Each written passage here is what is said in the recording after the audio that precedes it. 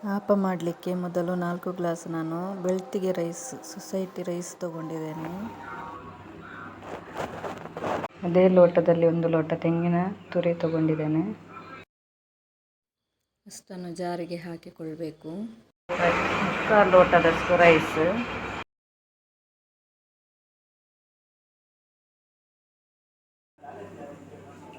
ಅದಕ್ಕೆ 3-4 ಸಲ ತೊಳೆದಿಟ್ಟ ರೈಸ್ ಒಟ್ಟಿಗೆ ಹಾಕಿ ಮಿಕ್ಸ್ ಮಾಡಿಕೊಳ್ಳೋದು.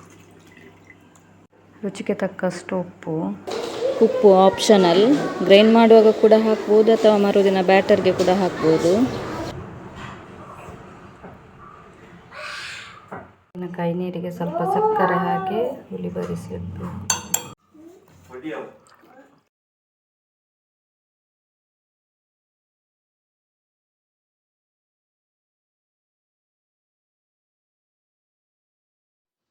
Over night ಇಟ್ಟಾದಮೇಲೆ next day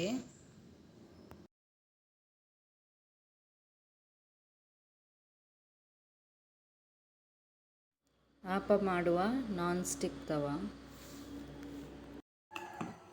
batter ಸ್ವಲ್ಪ ತೆಳು ಇದ್ರೂ ಪರವಾಗಿಲ್ಲ. ಬ್ಯಾಟರ್ ಹಾಕಿ 2 ಕೈಯಲ್ಲಿ ಹಿಡಿದು ತಿರುಗಿಸಬೇಕು. ಆಗ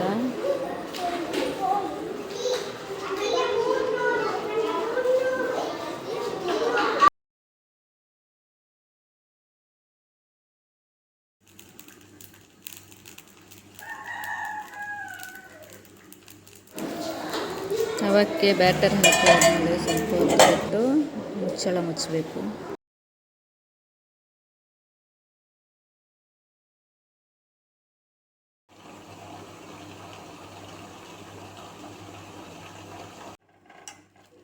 ಸ್ವಲ್ಪ ತುಪ್ಪ ಬೇಕಾದರೂ ಹಾಕಿಕೊಳ್ಬೋದು.